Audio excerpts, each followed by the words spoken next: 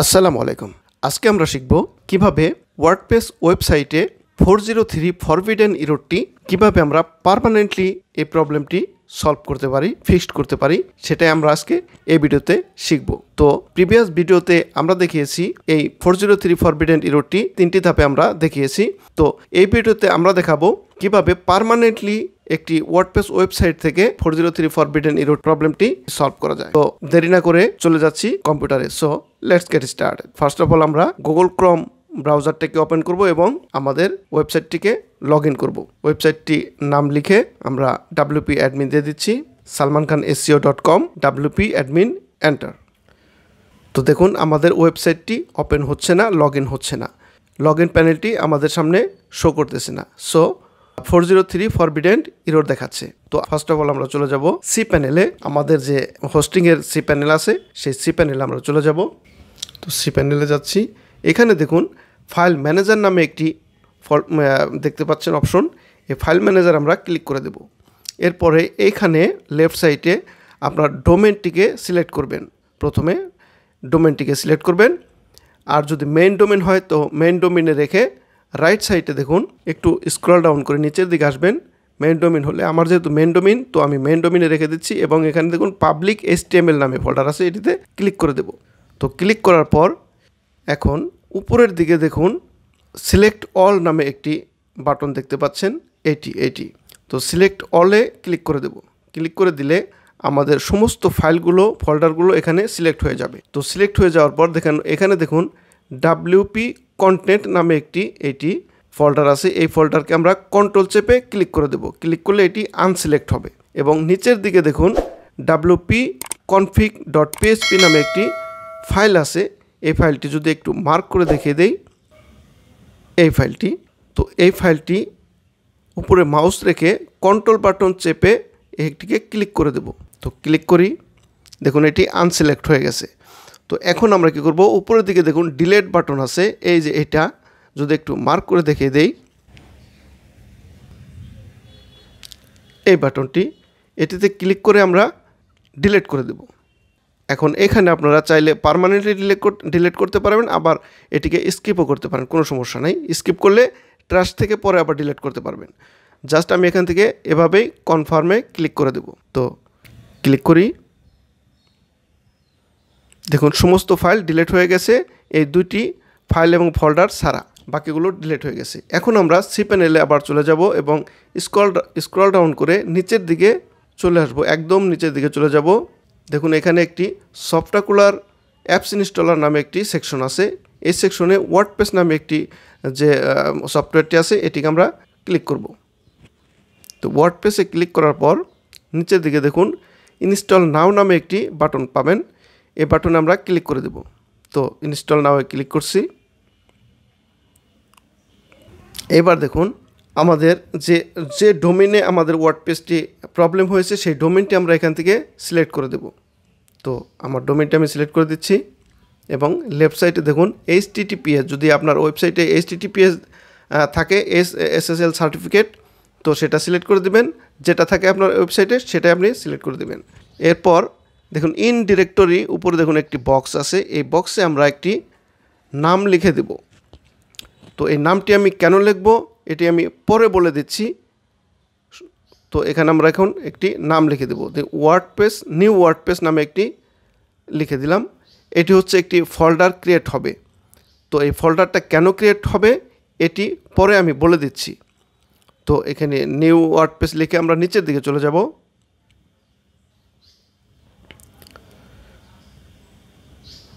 Just নিচের দিকে চলে যাব, ডাইরেক্ট নিচের দিকে গিয়ে এখানে ইনস্টলে ক্লিক করে দেব জাস্ট।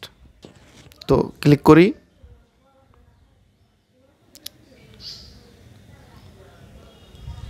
দেখুন আমাদের ওয়ার্ডপ্রেসটি ইনস্টল হয়ে গেছে। জাস্ট একটু উপরের দিকে চলে যাব। দেখুন congratulations, the software was installed successfully. তো আমাদের এই ওয়ার্ডপ্রেসটি সাকসেসফুলি ইনস্টল হয়ে গেছে। এখানে দেখুন লিঙ্ক দেখাচ্ছে।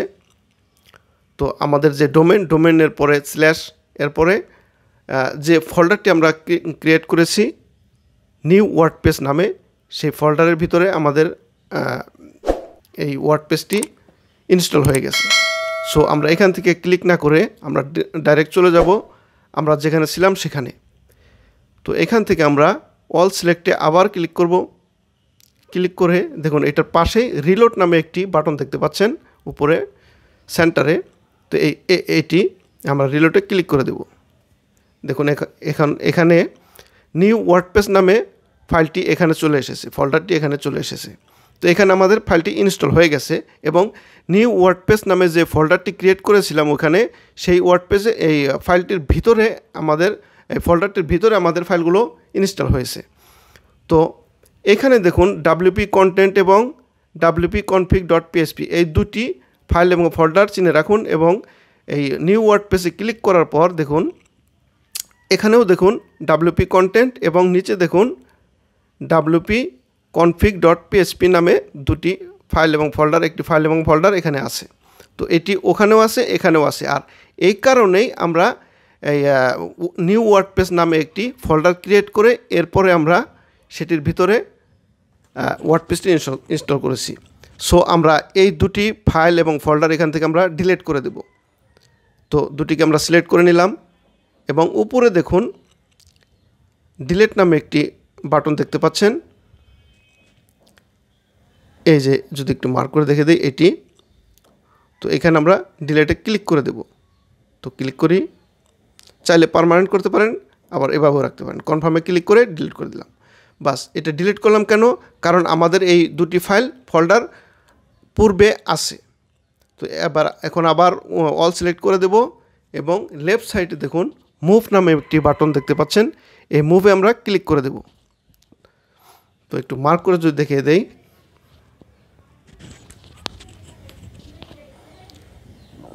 তো ক্লিক করি।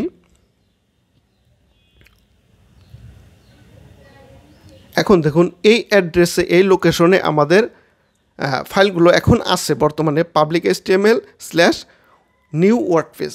তো আমরা নিউ ওয়ার্ডপ্রেস থেকে রিমুভ করে আমরা পূর্বে যেখান থেকে আমরা ফাইলগুলো ডিলিট করেছিলাম সমস্ত ফাইল সেখানেই আমরা পূর্বের জায়গায় আমরা নিয়ে যাব আমাদের নতুন ফাইলগুলোকে। সো আমরা নিউ ওয়ার্ডপ্রেস ফোল্ডারটিকে আমরা ডিলিট করে দিচ্ছি এবং এখানে আমরা মুভ ফাইলে ক্লিক করে দেব। সো ক্লিক করি, দেখুন এখন আমাদের সমস্ত ফাইলগুলো নতুন যে ফাইলগুলো ইনস্টল করলাম সেই ফাইলগুলো আমাদের পূর্বের জায়গায় চলে গেছে। ব্যাগে চলে যাই, এখন এখানে দেখুন সমস্ত ফাইলগুলো এখানে চলে এসেছে। এখন আমাদের কাজ হবে, দেখুন WP কন্টেন্ট নামে এখানে যে ফোল্ডারটি দেখতে পাচ্ছেন এটি কিন্তু আমাদের পূর্বের ফোল্ডার। এটি WP কন্টেন্ট, এটি হচ্ছে পূর্বের ফোল্ডার এবং wp-config.php এটি হচ্ছে আমাদের আগের ফোল্ডার। সো আমাদের এখন আর এই নিউ ওয়ার্ডপ্রেস এইটি রেখে কোনো কাজ নেই, এটিকে আমরা ডিলিট করে দেব। সো সিলেক্ট করে ডিলিট এবং কনফার্ম। এখন দেখুন আমাদের পূর্বে যেরকম ছিল সমস্ত ফাইলগুলো সেরকম হয়ে গেছে, বাট আমাদের এখন ফ্রেশ নতুন একটি ফাইল ক্রিয়েট হয়েছে, আগেরগুলোই প্রবলেম ছিল। এখন রাইট সাইডে উপরে দেখুন সেটিংস নামে যে অপশনটি আছে সেটিতে আমরা ক্লিক করে দেব এবং শো হিডেন ফাইল এটিকে আমরা চেকমার্ক করে দেব এবং সেভে ক্লিক করে দেব।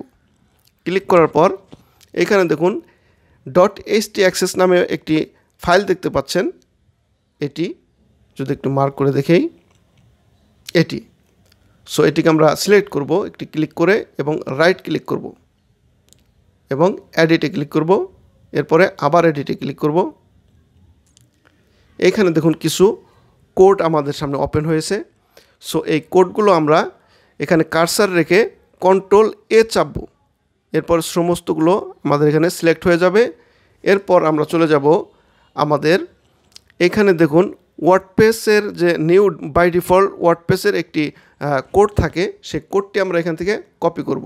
আপনারা কোডটি আগে সেভ করে রাখবেন কোনো নোটপ্যাডের মধ্যে, আমি কোডটি ডেসক্রিপশন বক্সে দিয়ে দেবো। এখান থেকে কিবোর্ডের ব্যাক বাটন চেপে ডিলিট করব এবং Ctrl+V দিয়ে কোডগুলো পেস্ট করে দেব।